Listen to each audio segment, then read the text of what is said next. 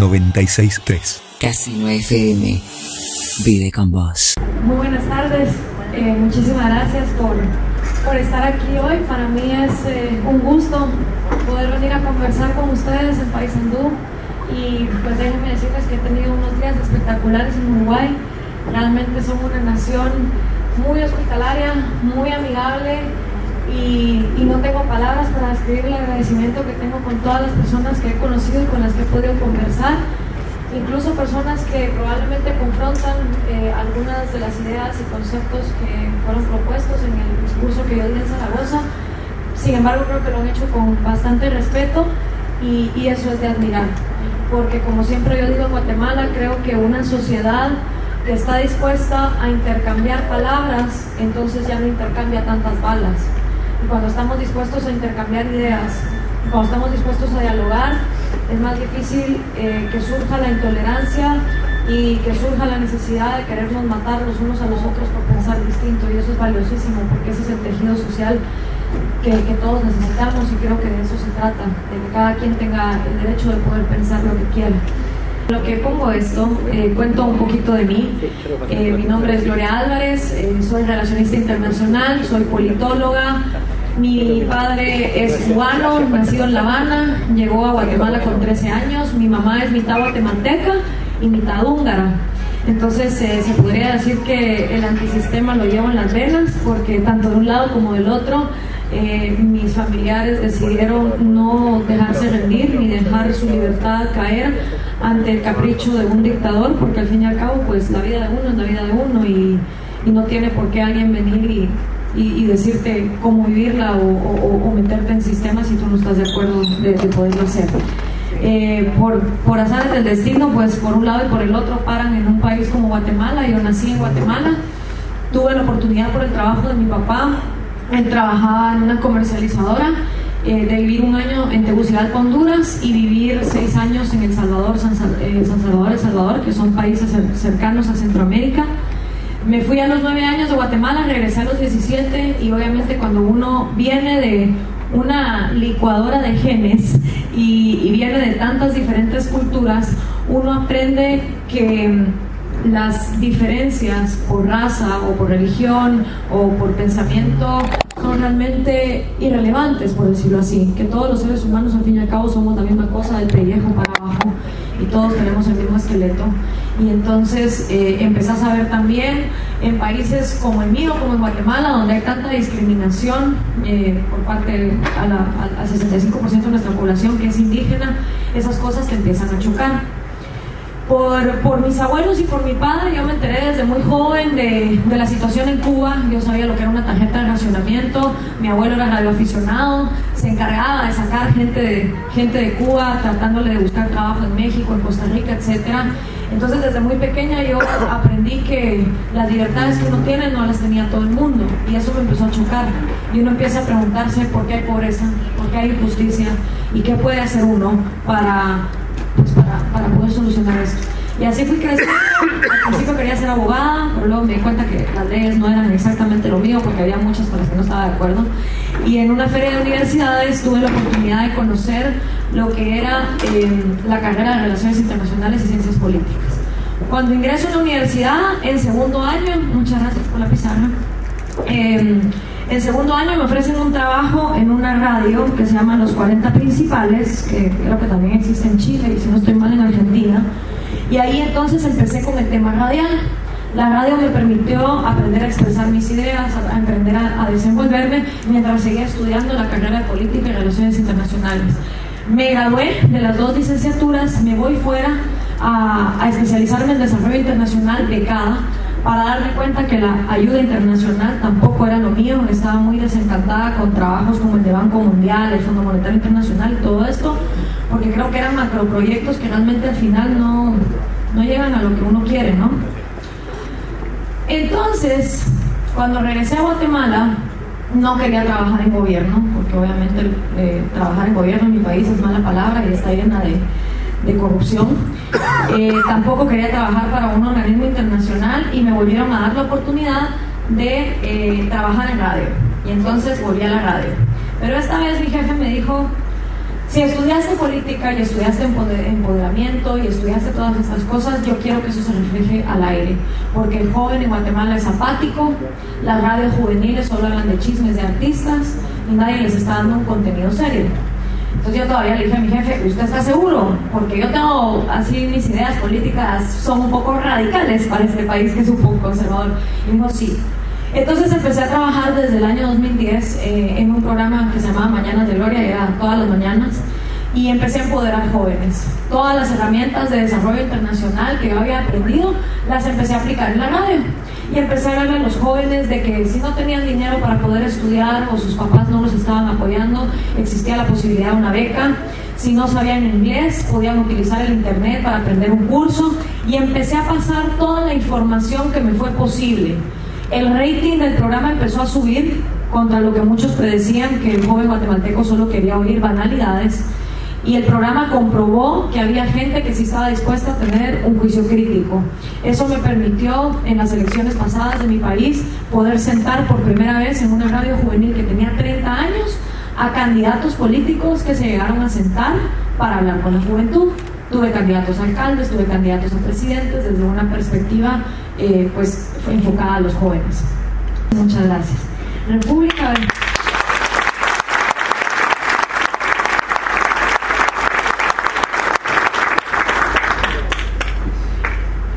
versus populismo, muchas gracias.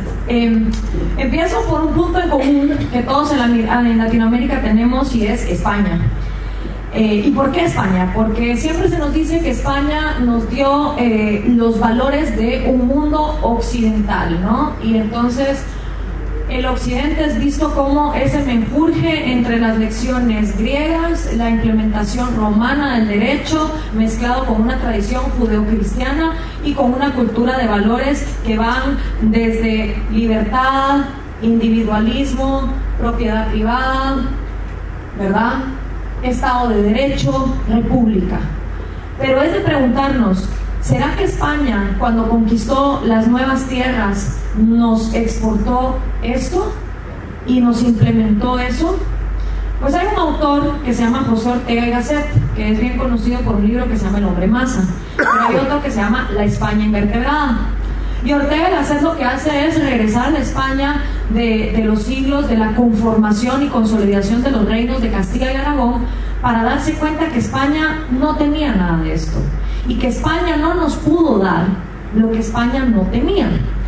Y entonces él se basa en una tesis de decir, España no tuvo un sistema feudal eficiente que lo llevara después a empoderar a una burguesía, entendidos los burgos como aquellas regiones que se formaban afuera de los feudos, entonces empezaban a comerciar entre ellos, que entonces permitiera una racionalidad de producción, creación de riqueza y respeto de la propiedad privada. No. España realmente se enfocó más en la guerra contra el mundo islámico que tenían en la península, en poder conquistar. Y entonces la encomienda que se le daba a la gente que venía al nuevo mundo era: saquea, cristianiza y trata de imponer todo el reino español como el único que puede gobernar. Con esa consolidación y con esa mentalidad vienen entonces al nuevo mundo, y todas las ideas de libertad, individualidad y propiedad privada quedan en el olvido. No hay realmente un mundo occidental que nos haya sido transmitido a través de los españoles. Cuando aceptamos esta realidad, que de hecho no es una realidad que ellos nos hayan traído, sino que fue una realidad que ellos simplemente pudieron traslapar, porque cuando vemos también a las civilizaciones precolombinas, incas, aztecas y mayas, a veces nos cuentan el cuento de que estas civilizaciones se agarraban todos de las manos, bailaban en el fuego y cantaban Cumbayá, y no hay nada cosa más falsa de eso de la realidad.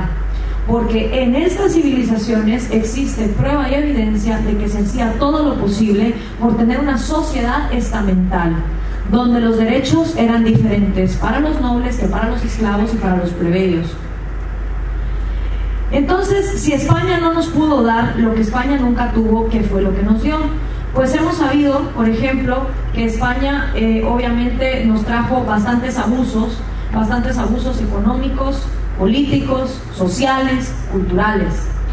Y hay otro autor que se llama Álvaro Vargas Llosa, y él habla acerca de los 5 principios de opresión.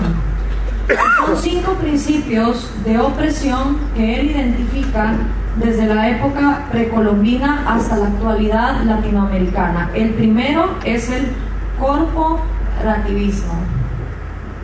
El segundo es el mercantilismo estatal. El tercero es el privilegio. El cuarto es la transferencia de riqueza. Y el quinto es la ley politizada.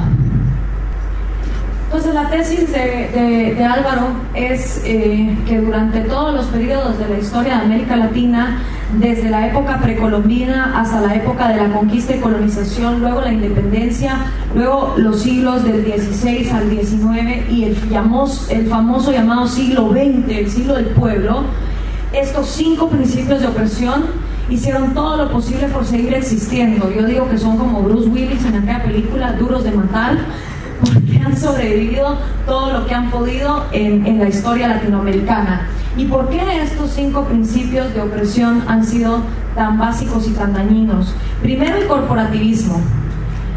El Estado ha comprendido a las sociedades latinoamericanas no como individuos que tienen derechos cada uno a su vida, su propiedad y su libertad, no.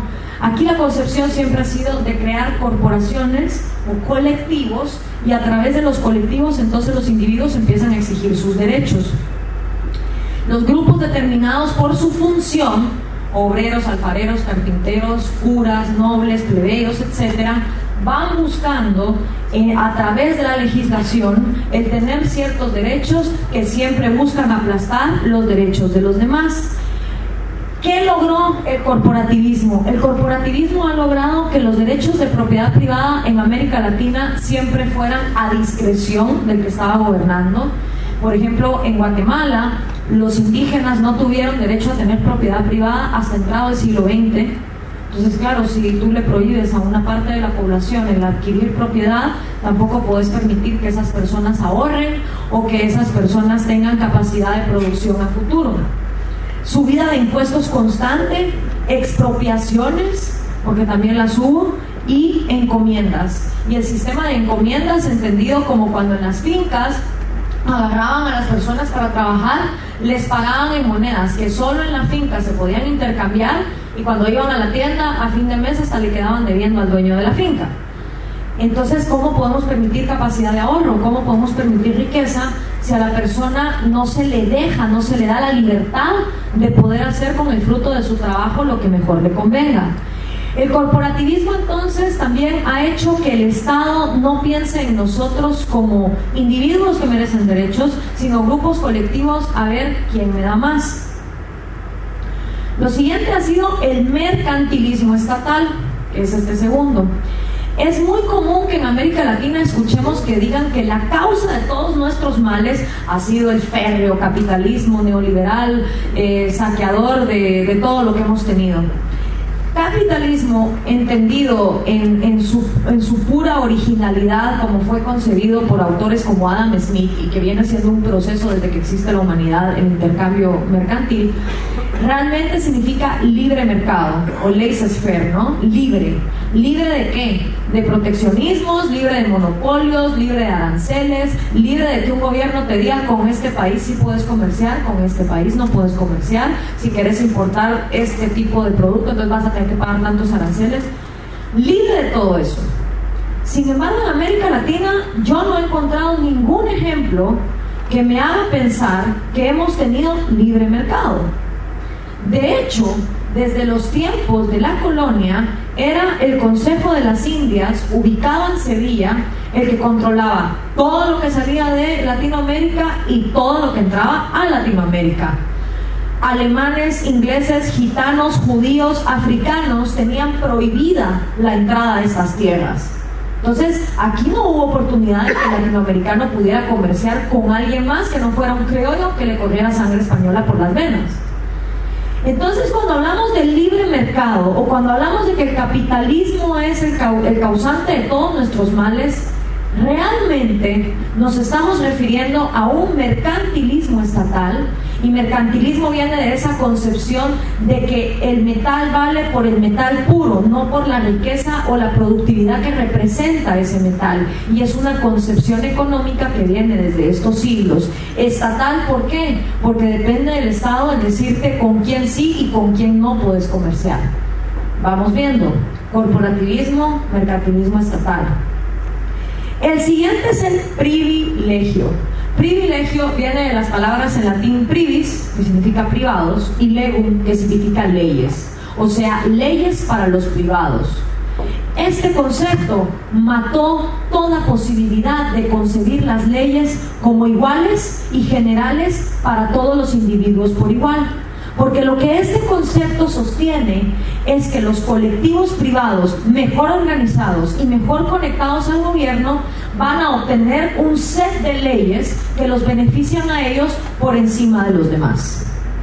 El noble es distinto que el cura que el esclavo que el obrero y el obrero que el plebeyo. Siempre una estratificación que impidió también la movilidad social en América Latina, porque si naces de una clase, probablemente en esa clase vas a morir, y si tu papá era carpintero, tú también vas a ser carpintero y tu hijo también va a ser carpintero.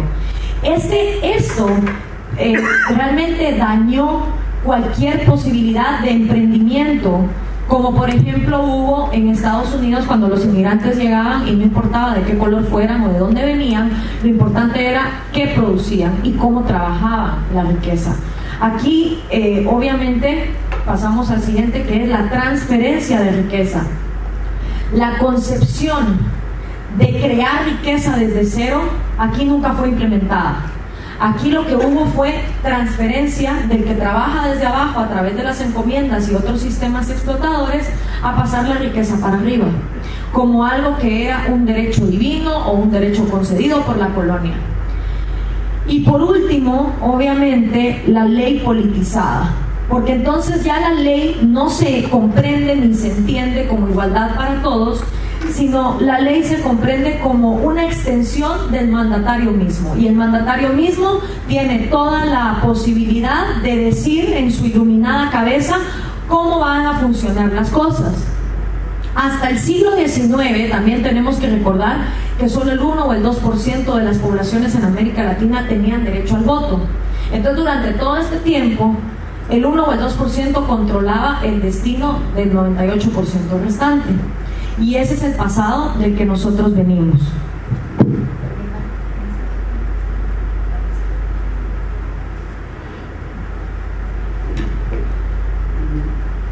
Los 5 principios de opresión entonces y la república se pueden ver de la siguiente manera. Entrada a la etapa donde nos independizamos, y les cuento una anécdota de Guatemala sobre nuestra independencia. Guatemala firma su independencia en papel sellante del rey Fernando VII de España. O sea, ni siquiera nuestro propio papel pudimos ir a conseguir. Y encima decimos, Guatemala se independiza del reino español y lo va a hacer bajo 3 condiciones. Número 1, lealtad absoluta al reino español. Número 2, la Iglesia Católica como la única que puede operar. Y número 3, se mantiene el status quo de sociedad estamental que nos fue impuesto desde los épocas coloniales. Entonces, ¿qué clase de independencia es esa, pues? Eso es como que si un hijo le dice a su papá, mira papi, me quiero ir a vivir solo, pero me pagas todas las cuentas. Bueno, sí, felicitaciones. Entonces, claro, pasamos a ser repúblicas, pero realmente nunca nos quitamos de encima el fantasma que veníamos arrastrando de la colonia. Y aquí también Álvaro tiene una importante reflexión que dice: las repúblicas latinoamericanas que pelearon y vencieron al enemigo colonial traspasaron una espada a través de un fantasma disfrazado con carne humana. La espada atravesó, la carne humana sucumbió, pero después de la batalla y la furia, el fantasma colonial permaneció intacto. Para el momento en que la sangre se secó, el fantasma se había transformado en republicano. O sea, básicamente lo que quiere decir esto es: peleamos, batallamos, nos independizamos, pero al final dejamos esta misma estructura en todas nuestras naciones. En menor medida en Uruguay, obviamente, porque los países que no tuvieron tanta confrontación contra los indígenas, a pesar de que aquí hubo una masacre, pues no la vieron tan dura y pudieron pues mezclarse mejor. Y eso se ve hoy, por ejemplo, en los resultados que ustedes tienen con una clase media de 80%, una de las mayores sociedades iguales, digamos, en América Latina. Luego, el imperio de la ley, entonces, ¿dónde queda? Hay un autor que a mí me gusta mucho, se llama Federico Bastiat. Él escribió un libro bien chiquito que se llama La Ley, y él habla acerca de la ley y dice: la ley realmente no tiene por misión regir nuestras conciencias, nuestras ideas, nuestras voluntades, nuestra instrucción, nuestros sentimientos, intercambios, dones o placeres. La ley no está para regir todo eso, ni para regir todos los caprichos. La misión de la ley consiste en impedir que en estas materias los actos de unos atropellen los derechos de los otros. O sea, la ley está para ser un árbitro.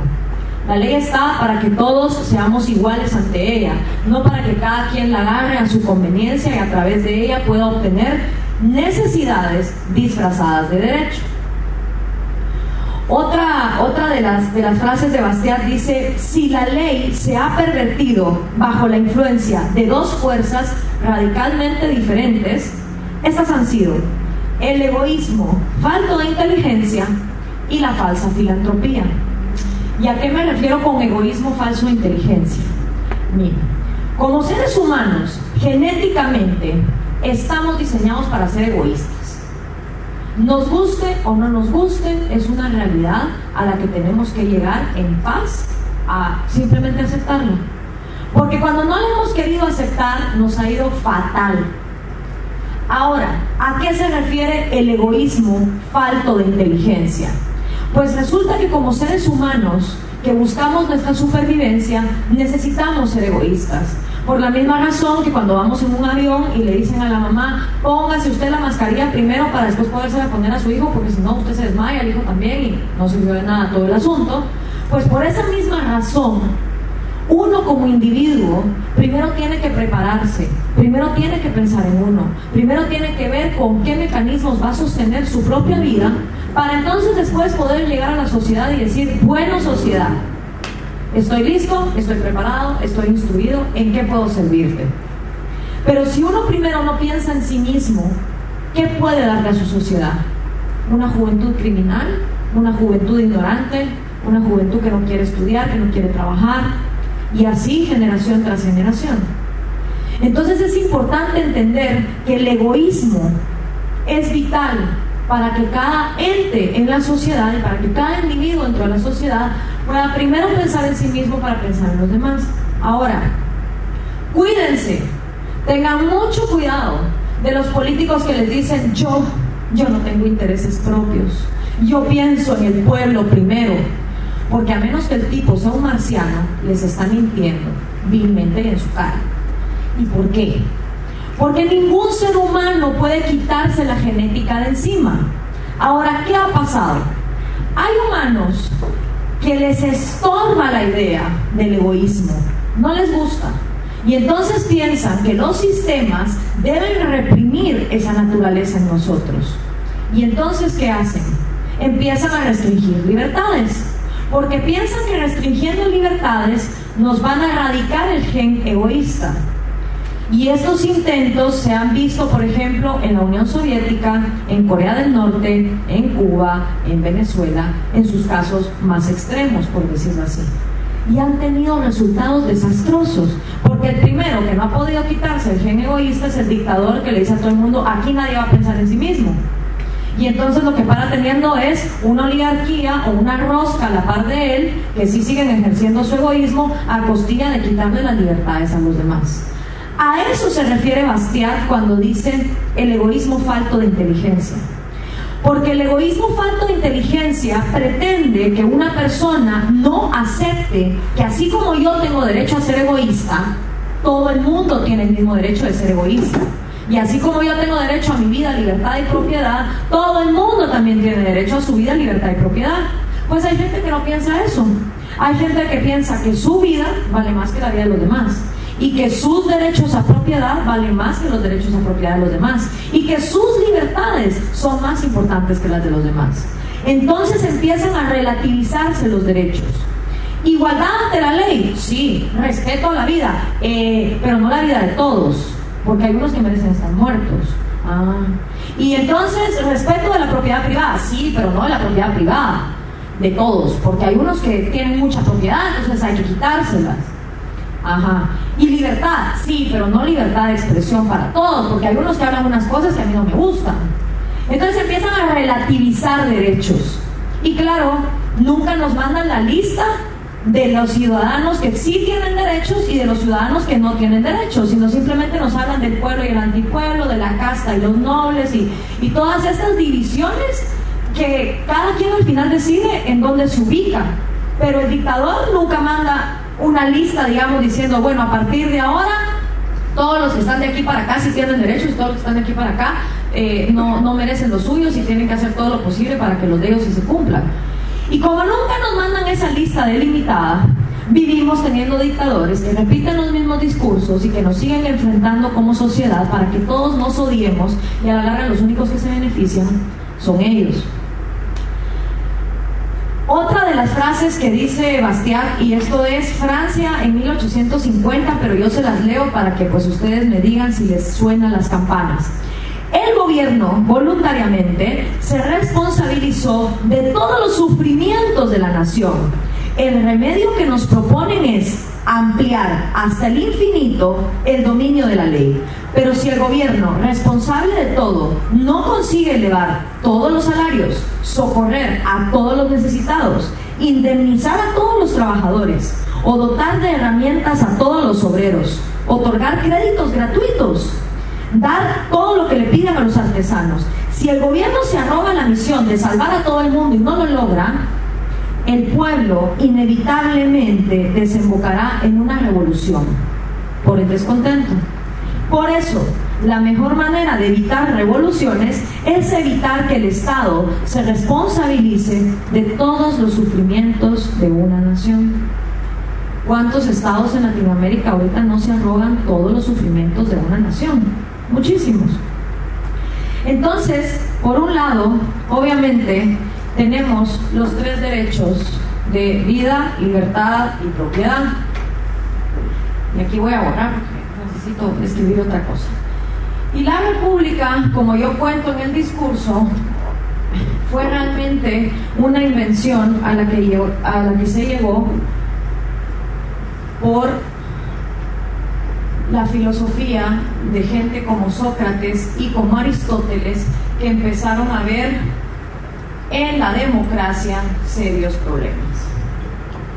Los filósofos griegos, como no tenían televisión y tampoco tenían smartphone, a veces se pasaban la vida preguntándose quiénes somos, por qué estamos donde estamos y qué hacemos aquí. Y una de las cosas de las que se dieron cuenta es cuáles son los derechos inalineables con los que nace un ser humano. Y llegaron a la conclusión que uno nace con tres derechos básicos: vida, libertad y propiedad. Cuando uno nace, por el hecho de estar vivo, automáticamente tienes vida, y por lo mismo tienes derecho a que nadie te mate. O sea, ya tienes la vida, ya la traes contigo. Lo segundo que traes es tu propiedad.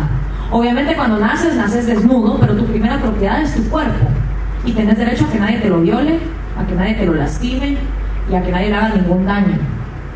Y por último, tienes derecho a tus libertades, porque estando vivo y teniendo propiedad, pero si te ponen una cadena con una bola y no te dejan comerciar, no te dejan pensar, no te dejan expresarte, pues difícilmente vas a poder hacer algo en la vida.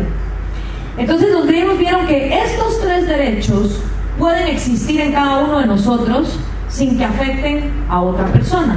Usted puede estar vivo, usted al mismo tiempo, yo al mismo tiempo, por allá también, y a nadie le afecta que todos estemos vivos. Yo puedo tener propiedad y acumular riqueza, usted puede hacerlo también, y acumular cada quien riqueza por la manera en que mejor pueda, y tener propiedad, o tener títulos, o tener cualquier otra cosa que sea lo que uno hace desde el día que nace hasta el día que muere, se cuenta como propiedad. Y las libertades. El hecho de que yo me exprese no impide que nadie de ustedes tenga la libertad de hacerlo. El hecho de que yo me movilice no impide que nadie de ustedes tenga el derecho también a hacerlo. Son tres derechos que viven en nosotros sin necesidad de aplastar los derechos de los demás. Pero como pasó en Grecia y pasa ahora, muchas personas empezaron a exigir otros derechos, otros privilegios: salud, educación, vivienda, derechos a comerciar sin interferencias de otros, privilegios, pues, proteccionismos. Y ahora recientemente la Carta Universal de Derechos Humanos habla de que van a legalizar el derecho universal al Internet como un derecho que todo el mundo debe tener, ¿verdad? Entonces, a más inventos, más derechos. Entonces vinieron los griegos y se pusieron a pensar, ok, salud, educación, vivienda y el resto de derechos, y lo vieron en el contexto de la democracia y las exigencias de los ciudadanos. Y ahí fue donde empezaron a encontrar un problema. Hagamos de cuenta que esta parte de la sala quiere su derecho a la salud, y esta parte de la sala quiere su derecho a la vivienda, y allá atrás quieren su derecho a la educación, y allá su derecho a vestimenta. Cuando uno no nace con un certificado que diga vale por la educación por el resto de tu vida, ya pagada y financiada. Cuando uno no nace con un certificado que diga vale por toda la salud que vayas a necesitar, medicamentos, operaciones y demás. Cuando uno no nace con una casa. Cuando uno no nace con vestimenta. Y como uno no nace con todas esas cosas, hay que ver de dónde sacarlas para poderlas otorgar, por simple lógica. Y el problema está entonces en: ellos quieren derecho a la educación, aquí quieren derecho a la salud. ¿Quién va primero? El derecho a la educación de ellos. Perfecto. Entonces todos vamos a enfocar los esfuerzos para darles derecho a educación a ellos. Entonces, no los estoy volviendo ciudadanos de primera clase y estamos diciendo que todo el resto son ciudadanos de segunda categoría. Bueno, entonces démosle el derecho de salud a los que están acá. Perfecto. Entonces no pasan ellos a ser ciudadanos de primera clase y todos los demás pasan a ser ciudadanos de segunda categoría. Y si los de atrás quieren derecho a la vestimenta, y si los de acá quieren derecho al techo, ¿cómo le hacemos? ¿Quién va por encima de quién? ¿Qué ciudadano y qué necesidad va por encima una de la otra? Es un problema que los griegos no pudieron resolver y nosotros tampoco lo vamos a poder resolver. Porque otro de los términos a los que tenemos que llegar a concluir en paz es que o somos todos iguales ante la ley o somos todos desiguales ante la ley. La única forma de ser iguales ante la ley es respetando estos tres derechos: vida, libertad y propiedad, porque pueden existir en cada uno de nosotros sin atropellarlo a nadie más. Pero en la medida en que aparecen otros derechos, inevitablemente dejamos de ser iguales ante la ley, porque empieza a haber corporativismo, empieza a haber privilegios, empieza a haber mercantilismo estatal. Entonces, perfecto, cada sociedad tiene la decisión: o somos iguales ante la ley o no somos iguales ante la ley. Pero lo que no podemos hacer es vivir en la hipocresía de decir, sí, todos somos iguales ante la ley, pero aquí los derechos de uno valen por encima de los derechos de los otros, porque entonces estamos cayendo en una incoherencia total. Y esas incoherencias luego son las que permiten que como sociedad nos detestemos y nos queramos matar. Entonces, otro de los problemas que vieron los griegos fue el hecho de que te gobernaba uno, se volvía un dictador. Te gobernaba un grupo y se volvía una oligarquía que solo gobernaba para ellos. Y si te gobernaban todos, se volvía una demagogia corporativista, donde también se armaban por grupos y cada uno iba viendo cómo saqueaba a los demás.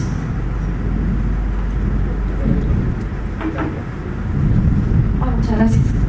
Entonces, para poder solucionar este problema de que uno, un grupo o todos cayeran en una corrupción del sistema, los griegos y sobre todo Aristóteles trabajaron el concepto de la república. Y la república lo que vino a hacer fue a decir, vamos a combinar estos tres. Y luego los padres fundadores de la primera república que existió en el mundo, que en lugar de ser una sociedad estamental donde uno tenía derechos por la sangre o el color de piel que tuviera, fue Estados Unidos. Y entonces el uno se volvió la figura del presidente. El todos se volvió la figura de la Cámara de los Comunes, para representar al trabajador, a la clase media, al obrero, al carpintero, y el Senado, para entonces también poder representar a la parte intelectual, científica, artística, filosófica de la sociedad, y que estos dos estuvieran entre un constante intercambio y vaivén de argumentos y de ideas para representar la voluntad y los deseos del resto del pueblo, sin que el presidente hiciera lo que le daba la gana a estilo Luis XIV. Y obviamente, para que todos pudieran tener control sobre esto, la democracia era fundamental.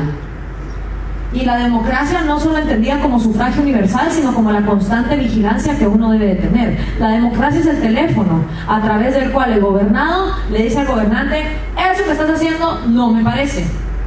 Y todo esto funciona siempre que haya un sistema de justicia que sea capaz de controlar a estos tres, y que estos tres se pongan pesos y frenos entre ellos, y entonces pueda haber un sistema que, en el caso alguno se salga del juego, pues pueda ejercer la justicia que se necesita.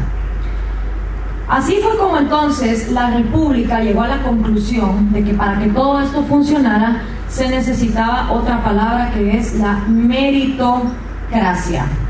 No la dinerocracia, sino la meritocracia, donde la persona que comprueba sus habilidades, que comprueba que tiene planes fehacientes basados en la realidad y en la lógica de cómo funcionamos los seres humanos a través del mérito, entonces pudieran acceder al gobierno. Entonces, ¿qué hace o qué es lo que piensa una república, que es el gobierno? Y aquí les voy a poner el ejemplo de un partido de fútbol, ¿sí? Para la república,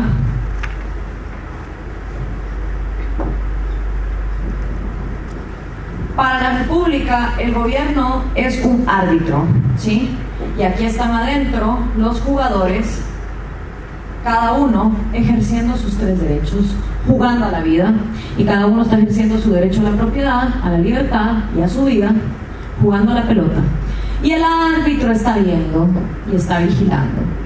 Y en el momento en que un jugador atropella la propiedad privada de alguien con una estafa en un contrato, o le aplasta la libertad de expresión, o le aplasta la vida a alguien asesinándolo, el objetivo del árbitro es pitar, sacarlos de la cancha, llevarlos y decir: a ver, señor, usted ¿por qué arremetió contra la propiedad de este otro señor? ¿O usted por qué arremetió contra la vida de este otro señor?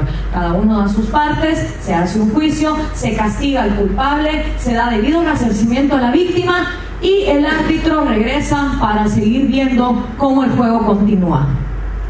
La república entiende que el individuo es lo suficientemente inteligente, lo suficientemente empoderado y lo suficientemente capaz de gobernar su propia vida.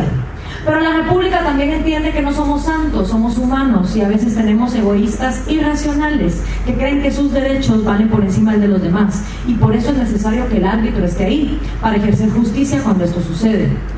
Ahora, ¿qué cree el populismo? Pues el populismo no cree esto. El populismo cree que el individuo es demasiado inútil, demasiado miserable y demasiado tonto como para poder gobernar su propia vida.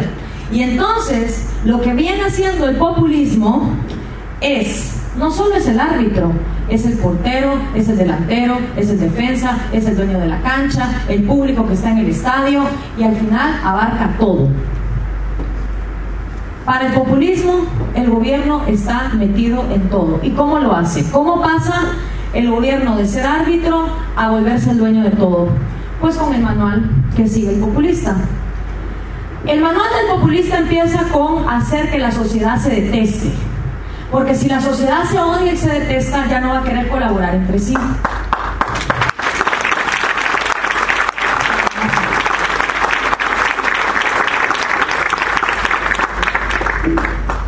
Si la sociedad siente y resiente a su contraparte, ya no va a querer colaborar entre sí. Ya no va a querer venir y decir: bueno, vamos a ayudar a los ancianitos de forma privada, vamos a ayudar a las mascotas, vamos a ayudar a los niños, a las madres desamparadas, que son cosas de las cuales la sociedad siempre se ha encargado en las esferas privadas, Y no solo ha sido el servicio del Estado, el caritativo y el que ha hecho todas las cosas, no, también los individuos de buen corazón, con sus propios recursos, sin votar para que alguien más lo haga, sino haciéndolo ellos mismos, han ayudado a los demás. Pero si una sociedad se detesta, eso deja de suceder, porque ya no te interesa, que lo haga otro, que lo haga el gobierno, a mí que me importa. Entonces, la primera cosa que hacen es esta antítesis de pueblo y antipueblo. Y yo pregunto, ¿quién es pueblo? ¿Dónde vive? ¿Y cómo le puede tocar la puerta de su casa? Porque nunca nos dejan claro quién es pueblo. Solo se habla de estos conceptos colectivos y luego queda a discreción de cada quien sentirse parte de uno o del otro. Pero como nunca nos dicen quién es quién, entonces también los beneficios y las violaciones a los derechos se reparten por igual. El pueblo entonces representa el sumum de las virtudes en el discurso populista. El pueblo es desinteresado toda la vida, nunca le importa la economía, eso sí, regalarle una gallina, un fertilizante y vota por ti, pero es desinteresado. El pueblo es honrado, el pueblo nunca roba. El pueblo es inocente de todos los males de la sociedad, es víctima. Y el pueblo está dotado de un instinto infalible político que el pueblo, líder que elige, no se equivoca. Esa es la concepción del pueblo, honrado, desinteresado, humilde, nunca se equivoca y con un instinto infalible. Y luego está el antipueblo. El antipueblo es la causa de todos los males que hay en una sociedad, incluyendo los truenos y los rayos y las tormentas. El antipueblo puede tomar cuerpos en entes externos como por ejemplo oligarquía, casta, plutocracia, extranjeros, el clero, los judíos y la monarquía. Porque claro, otra cosa que hemos tenido los latinoamericanos es la culpa siempre es de alguien. La culpa es de los españoles, la culpa es de los yanquis, la culpa es de los indios, la culpa es de la oligarquía. En mi país yo lo he escuchado, mujeres que dicen, ay no chula, es que ¿cómo vamos a avanzar con esta gente india pues? Y uno dice, pero por Dios santo, yo estoy sacando ahorita la maestría en Relaciones Públicas y una de las mujeres más brillantes es indígena ya con su precioso traje y es ingeniera eléctrica y me da 3 vueltas en cuestiones de química, de matemática y de física. Porque esas concepciones absurdas de que estamos genéticamente destinados al fracaso, perdón, pero yo creo que el nazismo ya fracasó como para saber que eso no funciona.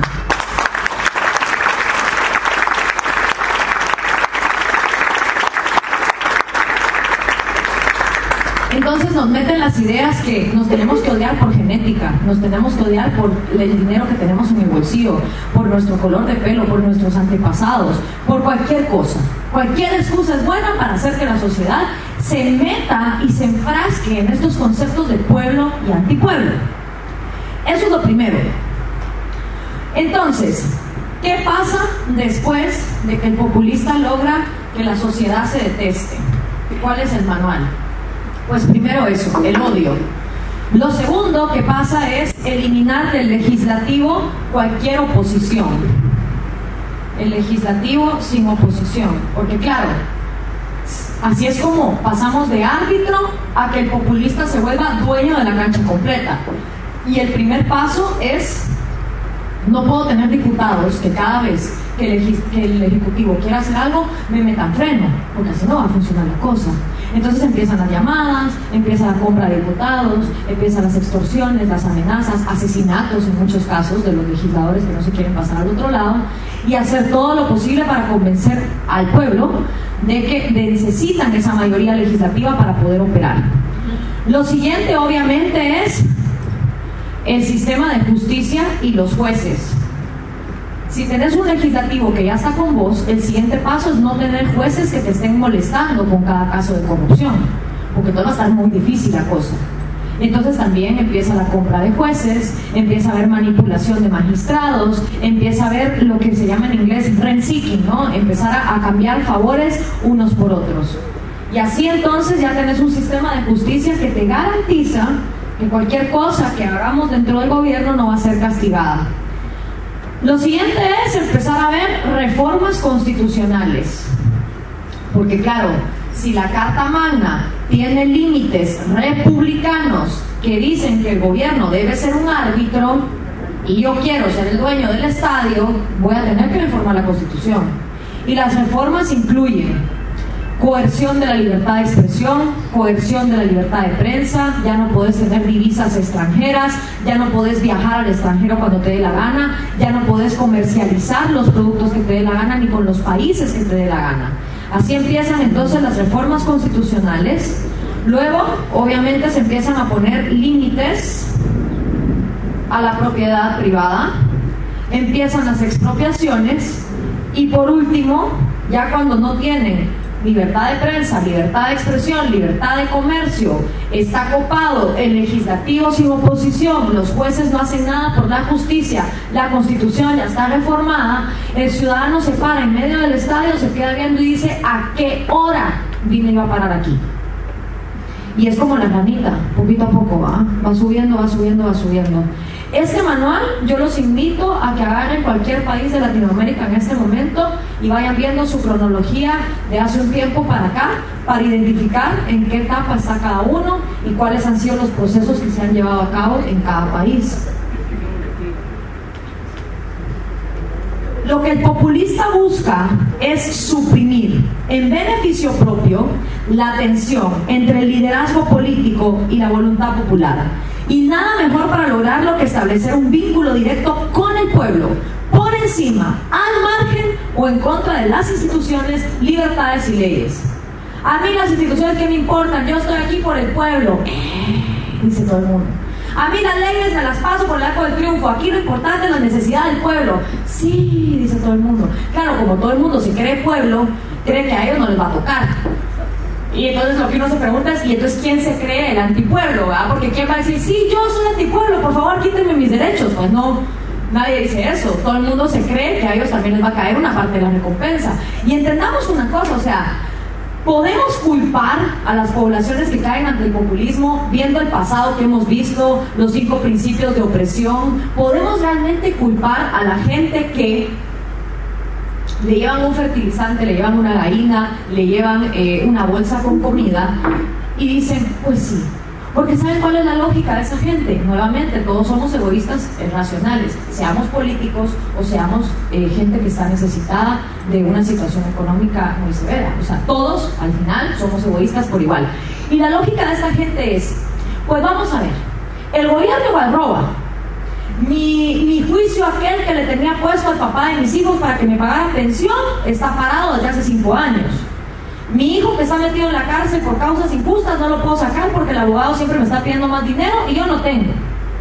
Aquel juicio que tenía montado contra la vecina que me robó aquella propiedad también nunca llegó a término alguno. Entonces, como no tengo justicia y el gobierno de todos modos roba, pues si viene cada 4 años a regalarme una bolsa con comida, se la acepto, porque al menos eso le saco. Obvio, ¿no? Lógico. Por lo menos eso le voy a sacar a esos desgraciados.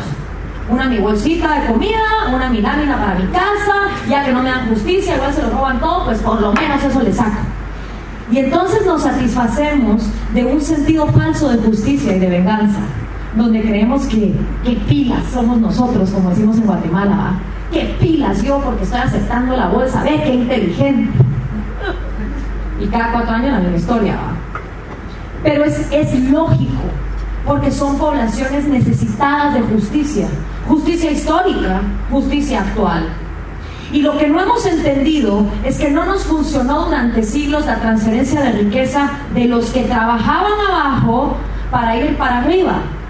Y entonces ahora nos venden el cuento de que como no funcionó durante siglos para abajo, ahora para arriba, los 5 principios de opresión, ahora nos venden el cuento de que los de arriba le van a transferir a los de abajo, ¿ya? El problema está en que ni una ni la otra, porque realmente no existe un arriba o un abajo. Lo que existen son individuos, cada uno con una mentalidad y cada uno con una posible potencialidad de desarrollar o no desarrollar su vida. Y lo que necesita un individuo para desarrollar su vida es un sistema jurídico que funcione y que le proteja sus 3 derechos: vida, libertad y propiedad. Porque si a todo el mundo se le respetan esos 3 derechos con un sistema de justicia eficiente, la educación, la bolsa, el chancho, la gallina, la lámina, la vivienda, la vestimenta, la puedo conseguir yo, ¿ya?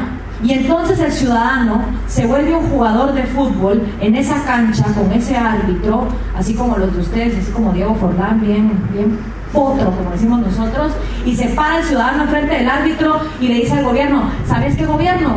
A mí no me vengas a regalar cosas. Yo lo único que necesito es que cuando yo esté en la cancha jugando, nadie me afecte, ni mi vida, ni mi libertad, ni mi propiedad. Entonces me haces el favor de hacer justicia y yo me encargo de mi vida. Muchas gracias. Pero claro, para tener ciudadanos así, los tenés que empoderar. Y el empoderamiento requiere educación. Y el problema está en que hemos visto en estos líderes que pasan los años y no sacan a la gente de la pobreza. Y miren, los programas sociales no son malos. Qué bueno está el querer ayudar al que está necesitado, porque hay gente que está necesitada. En mi país hay gente que vive con $1 al día y siguen viviendo así, igual que en los años 60, por la cantidad de corruptos que hemos tenido, que se han robado todas sus posibilidades de justicia, de que acumulen riqueza. Entonces, ¿qué tenemos? Un robo de celular cada 4 minutos, 19 muertes violentas diarias, una narcoviolencia y un narcoestado que financia 32 partidos políticos en el país donde hay menos afiliados a un partido. Tenemos la mayor cantidad de partidos políticos y la menor cantidad de ciudadanos metidos en un partido. Es absurdo. Por supuesto que hay necesidades que deben ser atendidas, pero el problema de los programas sociales está en que no siguen un escalafón, no hay fechas límites. No es como que le digan a la gente: bueno, mire, durante un año yo le voy a dar la bolsa, un año de bolsa, usted puede entonces empezar a alimentarse mejor, y entonces al segundo año usted va a ingresar a un programa de microcréditos con su comunidad, donde todos se responsabilizan de cada uno pagar su crédito para que pueda haber más. Y en el tercer año la vamos a becar para que usted ingrese a una universidad, pueda sacar algún técnico y tenga una carrera en la vida. Y en cuestión de 5 años, usted sale del programa social para pasar a insertarse en la sociedad. Qué bonito y qué bueno fuera.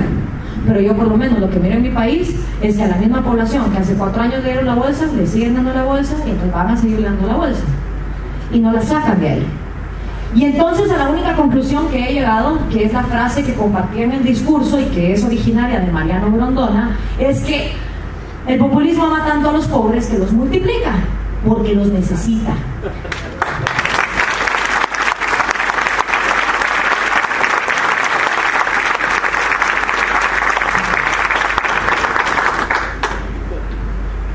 Porque si empodera al ciudadano, ya no lo va a poder manipular como un objeto material, porque entonces nos va a volver el Diego Forlán, que va a llegar a pedirle al árbitro justicia, y eso no quiere el populista.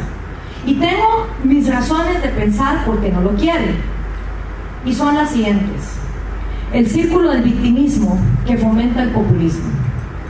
El círculo de victimismo, porque yo realmente creo que el problema de América Latina es mental. Nuestro problema no es recursos naturales, somos una de las regiones más ricas del mundo. Nuestro problema no es de que estamos condenados al fracaso por genética, como mucha gente piensa. Yo no creo que sea nuestro problema, creo que nuestro problema es mental. Y me puse a pensar un día, porque uno cuando le preocupan estos temas, uno también tiene que poner a filosofar. Y entonces pensaba yo en el planeta Tierra, en esta pelota azul que flota en el espacio. Y esta pelota azul que flota en el espacio ha existido desde hace millones de años, ¿sí? Y desde que había dinosaurios y luego aparecimos nosotros, esa pelota ha tenido la misma cantidad de recursos. Ha habido la misma cantidad de oro, se ha formado más petróleo, obviamente por la osamenta de los diferentes animales, pero igual contenidos ahí mismo. Ha habido la misma cantidad de vegetación, la misma cantidad de agua, la misma cantidad de minerales. O sea, la pelota siempre ha sido la misma, flotando a través del tiempo. Pasaron los dinosaurios, aparecimos nosotros. ¿Qué hace que la humanidad pase de ser cavernícola, donde apenas podía utilizar el fuego, a lo que somos hoy? Estamos ahí embobados con el celular y tenemos tecnología y tenemos electricidad.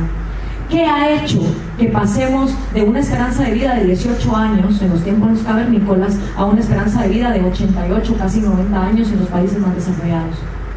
Esto, la cabeza, nuestra mente, nuestra capacidad de transformar recursos y mejorar nuestra realidad.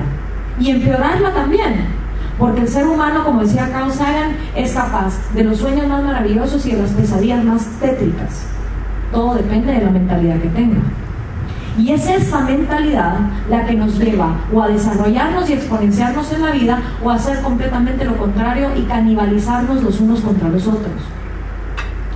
Entonces me puse a pensar, bueno, si el planeta siempre ha tenido los mismos recursos, si hemos avanzado como humanidad, entonces el problema tiene que ser mental. Y el populista también tiene que saber esto.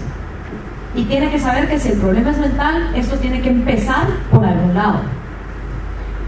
Y creo que el problema empieza con una educación de victimismo. Esta educación de victimismo, ya ven ustedes que cuando hay las madres van a graduar a sus hijos del colegio, le buscan el mejor vestido, que la niña vaya al salón de belleza, que el chico tenga la mejor corbata. Cuando son pequeños les preparan los emparedados, les compran la mejor mochila, los cuadernos más bonitos. Pero ¿cuántos padres y madres de familia abren los libros de historia de sus hijos como para saber qué cuento les están contando? ¿Y a quién le están echando la culpa en esos cuentos? ¿Y qué clase de individuos estamos educando? Porque la culpa es de España, la culpa es de los yanquis, la culpa es de los oligarcas, la culpa es de los indios, la culpa es de la culpa, la culpa. Y entonces, esta educación de victimismo forma individuos con una baja autoestima. Porque claro, si a ti te enseñan desde pequeño que tú no eres más que una víctima de tus circunstancias, tú no te sientes bien, tú no te sientes empoderado, tú no sientes que puedes lograr algo en la vida. Porque te enseñan que tú viniste a esta vida a sufrir, que tú eres la terrible consecuencia de la miseria que has heredado de tus abuelos y de tus padres, y que va a seguir siendo así porque hay otros que se benefician de que tú estés aplastado. Entonces esta baja autoestima lo que logra es inseguridad en uno mismo. ¿Y qué pasa con la gente que es insegura en sí misma? Son incapaces de tomar decisiones. La gente que es segura no se puede decidir por algo. No puede decidir, voy a estudiar esto en vez de esto, voy a trabajar en esto en vez de esto, ¿será que mejor hago aquello? ¿Será que aplico a una beca? No, nos volvemos inseguros y no tomamos decisiones.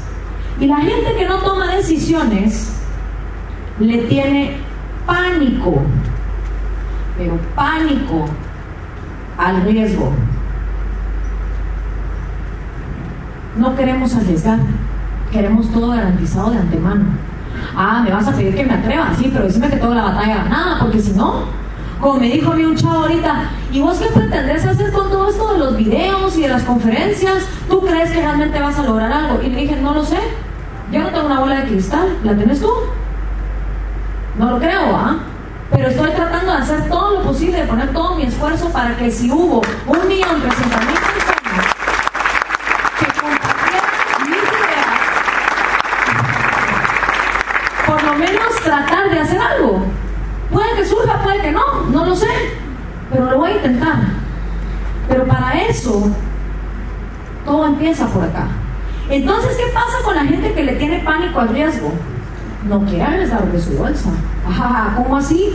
No, y tengo que poner un negocio. ¿Y cuánto decís que tengo que poner? $10,000. ¿Y si me va mal? Tengo que empeñar la casa. Uy, no. Y yo, arriesgar dinero, yo, no. Mira, ¿y por qué no mejor buscamos otra manera de hacer dinero? Entonces empieza toda esa psicosis de no tomar riesgos, porque tomar riesgos significa fracasar, y le tenemos un pánico al fracaso porque nos han enseñado que somos unos fracasados desde que nacimos. Y como le tenemos un gran pánico al fracaso y no queremos tomar riesgos, nos volvemos egoístas y racionales, porque claro, lo justo sería que cada quien pusiera dinero de su propio bolsillo, pero no. Y como le tenemos pánico al riesgo, el gobierno se vuelve una mina de oro. ¡Tin, tin, tin, tin! Le hacen los ojitos a la persona que está educada en el victimismo con baja autoestima, que es insegura, que le tiene pánico al riesgo, porque en el gobierno ve la maravilla. ¡La maravilla! Me puedo enriquecer sin arriesgar nada con el dinero del pueblo. ¡Buenísimo! Apuntémonos todos, vayámonos a ser funcionarios públicos. Y el problema es que precisamente eso es lo que está pasando. Como estamos educando generaciones de victimismo, todo el mundo quiere entrar al gobierno para saquear. Y qué bonito va a ser un egoísta irracional que piensa que su riqueza vale más que el derecho de los demás a hacerse rico, que me robo tu dinero porque yo no quiero arriesgar el mío. Porque eso no. Y claro, una vez en el gobierno te tenés que encargar que la educación siga siendo de victimismo.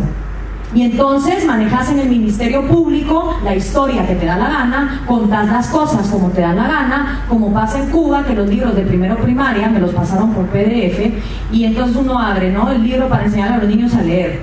Una caricatura del Che Guevara que dice: Ernestito agarra el fusilito y va por la revolución, acompañado de Fidelito. Y ahí empieza, ¿ya?, la maquinaria. Entonces, claro, tenemos un círculo perfecto y el populista dice: ¡bingo! Aquí está. Ahora, ¿cómo convenzo al resto de la población a que vote por mí? Porque obviamente, si saben mi plan maléfico, nadie va a votar por mí. No te preocupes. Lo único que tenés que hacer es populismo puro y duro. Prometerle a la gente de todo, decirles que les vas a cumplir de todo. Total, si no cumplís ya te votaron, ¿y qué? Y como de todos modos la gente está harta de que no hay justicia, te van a recibir el chancho, te van a recibir la gallina y la bolsa, y van a decir: al menos eso le saco. Y mientras él piensa que solo eso te está sacando, tú le estás sacando todo. ¡Perfecto! Eso es un plan maravilloso. ¡Maravilloso! El problema está en que todos lo quieren seguir. Y entonces va a llegar un punto donde en América Latina no va a haber a quien saquear, porque nadie quiere producir, nadie quiere trabajar. Entonces, ese es el problema. El modelo es perfecto, pero no sirve para todos. Y qué bonito va. ¿Quién nos pasa la lista de quiénes sí entramos al círculo y quiénes tenemos que fajarnos por trabajar? Y luego no vengan a decir que somos iguales ante la ley. Y ahí está entonces la manera en que... ya vieron, hasta el cielo nos está dando la razón y el susto. Entonces, obviamente, este círculo nos lleva a demostrar que es el cambio mental lo que nosotros necesitamos. Pero por supuesto está la pirámide de Maslow. La pirámide de Maslow nos enseña que un ser humano primero necesita sus necesidades básicas de alimentación, de vivienda, de vestimenta cubiertas, para entonces pasar a una etapa donde pueda producir dinero, para entonces pasar a una etapa donde empieza a tener relaciones afectivas con los demás, para entonces pasar a una etapa de autoconocimiento de ideas. Háganme cuenta que eso es un poco mal hecho, y al final llegar a la autorrealización, ¿sí? Eso es lo que la pirámide de Maslow nos enseña. ¿Y cómo hacemos con poblaciones que están por acá, que están necesitadas por acá y que no han llegado a la autorrealización? Por un lado, la gente está cada 4 años en una encrucijada. De este lado está el populismo y de este lado está la república. Y el reto entonces es: ¿por quién voto? ¿Por el populismo o por la república? Considerando que la mayoría de gente de Latinoamérica pues anda por acá, ¿sí? ¿El populismo qué me da? El populismo me da división de clases y me da algo material que me hace que yo anestesie mi conciencia y entregue mi voto. Y la gente, por muy necesitada que esté, sabe perfectamente lo que está haciendo. Al menos algo le saco, ahí está mi voto, perfecto. Y luego está la república. En el Movimiento Cívico Nacional, nuestra misión y la eterna batalla que nosotros tenemos es rescatar la república. Y el reto mío es llegar con una señora que tenga 3 hijos, 2 trabajos, que se esté bajando la vida, y decirle: señora, no me vote por el populismo. Mire, ¿cómo le explico? Si usted el próximo año, que hay elecciones en Guatemala, vota por Manuel Valdizón o por Sandra Torres, cuando ellos vengan a darle la bolsa y usted piensa: al menos eso le saco, pero al mismo tiempo le tienen el juicio parado, usted lo único que va a lograr es que de aquí a 4 años usted vuelva a tener que recibir la bolsa, y de aquí a 4 años otra vez va a tener que recibir la bolsa, porque al populista le conviene mantenerla así para él postergarse en el poder. Entonces, ¿sabe qué pasa, señora? Que si usted me vota por una república, ¿qué? Mire pues, justicia. Porque a la gente hay que hablarle en su lenguaje, porque esa es otra cosa que hemos hecho. Hemos armado aparatos burocráticos complicadísimos con leyes que nadie quiere leer, nadie entiende, y eso obviamente logra generaciones apáticas. ¿Podemos culparlas? Pues no. Yo lo que creo que hay que hacer es que alguien se tome la molestia de leer toda esa retahíla de leyes, tachar el palabrerío que no sirve de nada y tratar de transmitir en un lenguaje sencillo a las poblaciones que se ven afectadas por esto en una manera. Entonces, república es justicia, señora. República es que cada vez que usted salga a la calle y la quieran asaltar, haya un policía que esté ahí para defenderla. República es que cuando a usted le quieran quitar su casa, por X o Y razón, alguien esté ahí para defenderla. República es que cuando llegue el marero y trata de extorsionarla, cobrándole al mes una renta para no matarla, haya un sistema de justicia que la proteja. Que cuando su hija se suba al bus para ir al colegio, haya también justicia. Y así, señora, tal vez no usted, pero tal vez su hija algún día, con esta institucionalidad, va a tener acceso a llegar a la universidad y volverse médico y volverse una doctora. Y tal vez su nieta, señora, acceda a mejores oportunidades en la vida. Pero esto es a largo plazo. Mientras que esto la va a tener a usted recibiendo la bolsa, a su hija recibiéndola también y a su nieta probablemente también. Nosotros apelamos en el movimiento al hecho de que no tener dinero en la bolsa no quiere decir que uno no tenga sesos en la cabeza y que uno no pueda desarrollar un sentido común. Yo fervientemente creo que hay gente en Latinoamérica que quiere trabajar y cuando no consiguen la institucionalidad que se necesita para poder desempeñarse en la vida, se van a Estados Unidos y buscan la manera de salir adelante. Yo creo fervientemente que hay gente en Latinoamérica que no le tiene miedo a la libertad, porque la libertad tiene otra cara de la moneda que se llama responsabilidad. Y la gente que realmente es libre es la gente que se hace responsable de las consecuencias de sus actos.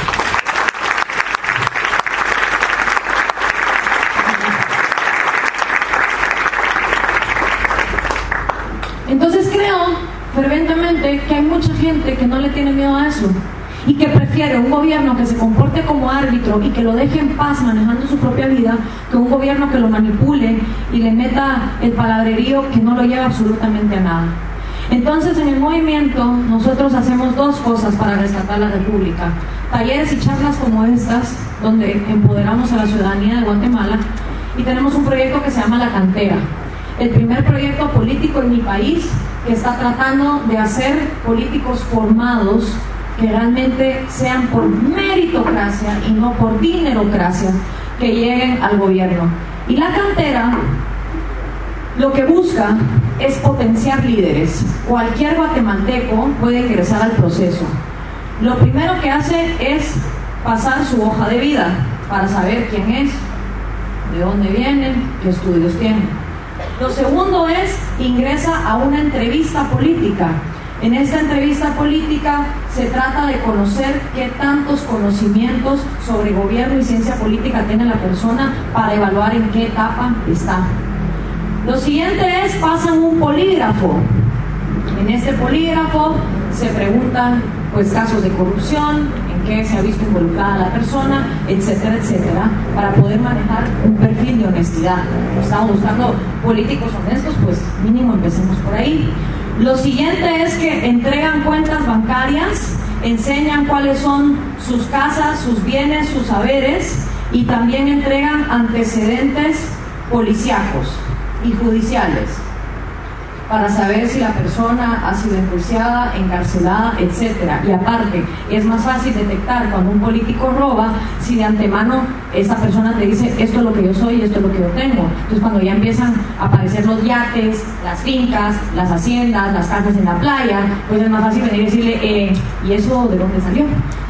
Y por supuesto también pruebas psicológicas y psicométricas, porque no solo se trata de ser brillante académicamente o de ser honesto, también hay que tener una inteligencia emocional muy fuerte para cuando te lleguen a aventar $5 millones y te digan vas a pasar esta ley porque la vas a pasar y aquí está el dinero. Y ahí es el momento donde el político tiene que decir, no gracias vos, fíjate que mis intereses en la política no son de un egoísta irracional que quiera robarse el dinero del pueblo. Yo el dinero lo hago en lo privado. Yo soy político pues porque quiero vivir en un país más justo, porque quiero caminar en la calle sin que me maten, así que gracias. Pero para eso se necesita inteligencia emocional, entonces también se les hace esa prueba. Luego de que pasan el proceso, para que ustedes se den cuenta, en Guatemala 120 personas han ingresado a este proceso y solamente 15 lo han aprobado. El proceso es 100% anónimo, la única persona que conoce quién ingresa y quién sale es la persona que lleva el proceso paso a paso, pero sí manejamos números. Estos 15 canteranos ingresan a una maestría en políticas públicas de 1 año y medio. En esta maestría se nos enseña a pensar como los chinos, que piensan de aquí a 100 años. Hacer políticas con mediciones, evaluaciones, fechas límite, maneras, digamos, de que obedeciendo a la lógica de la economía, a la lógica de la ciencia, podamos modernizar Guatemala y crear mejores fuentes de empleo. No tanto porque el gobierno cree fuentes de empleo, el gobierno tiene que garantizar un sistema jurídico estable para que quieran venir a invertir en el país de uno. Entonces cada canterano desarrolla su propia política pública basada en lo que su corazoncito más desee. Hay gente que se va por el tema del agua, otros se van por los temas jurídicos y así. Cada quien agarra un proyecto. La idea es entonces decirle a los partidos políticos que se quejan de que no hay políticos honestos en Guatemala, de que aquí está la cantera, que la tomen, que la acepten y que la metan en sus filas. ¿Saben cuántos partidos se nos han acercado para las próximas elecciones y llevarse la cantera? Ninguno. Pero no importa. Vamos a seguir creciendo. Y de 15 pasaremos a 20, y de 20 pasaremos a 25, y así si en las próximas elecciones de aquí a 4 años nadie nos quiere, pues o nos tiramos como independientes, o formamos un partido aparte, o vemos qué hacemos, pero algo hay que hacer. Es el primer proyecto que en Guatemala se hace por tratar de hacer una clase meritocrática en un país que tradicionalmente le negaba las oportunidades a más del 65% de su población. Tenemos ya canteranos del Quiché, de Petén, de Huehuetenango, del interior del país, estas voces que realmente no tienen el dinero ni tampoco tienen los contactos para poder llegar a la política, pero que tienen un liderazgo genuino. Entonces estamos intentando. Y al mismo tiempo que estamos formando una clase meritocrática, estamos empoderando al ciudadano, porque si algo tenemos que tener claro es que los políticos no van a cambiar de la noche a la mañana. Somos los ciudadanos los que tenemos que empezar a subir el estándar. Somos los ciudadanos los que tenemos que empezar a cuestionar. Somos los ciudadanos los que empezamos a exigir cosas, y al político no le queda de otra que subir su nivel intelectual.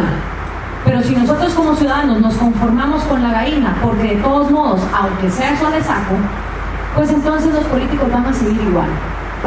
Entonces, uruguayos, agradecerles por la atención que me han brindado y decirles que tienen un país maravilloso, referente en América Latina, el cual yo admiro personalmente. Historias como la historia del Fairchild y los jóvenes que estuvieron en los Andes por más de 72 días, a mí me marcaron la vida. Me hicieron sentir orgullosa de ser latinoamericana, porque vi un grupo de jóvenes que dentro de una educación de victimismo lograron sobrevivir las condiciones más espantosas que ha habido en la vida, todo por determinación mental y liderazgo. Y ahí queda comprobado que si podemos, queremos.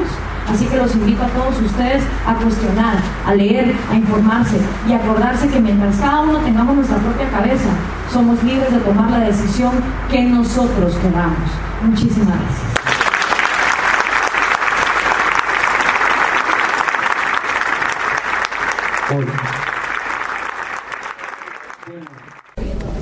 Hola, ¿qué tal? ¿Cómo está? Dale.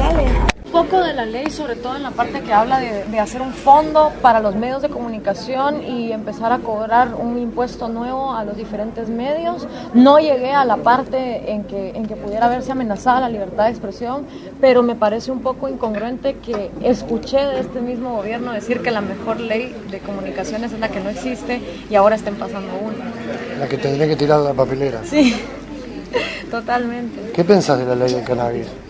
Pienso que yo, que vengo de un país con mucha narcoviolencia y que seguimos armando toda la política externa nuestra en cuanto a ese tema, pero en base a los deseos y necesidades de Estados Unidos estamos fracasando. O sea, la guerra contra las drogas realmente yo creo que es una guerra perdida, y el problema es que los muertos los estamos poniendo México, Guatemala, Honduras, El Salvador, en cierta medida Colombia.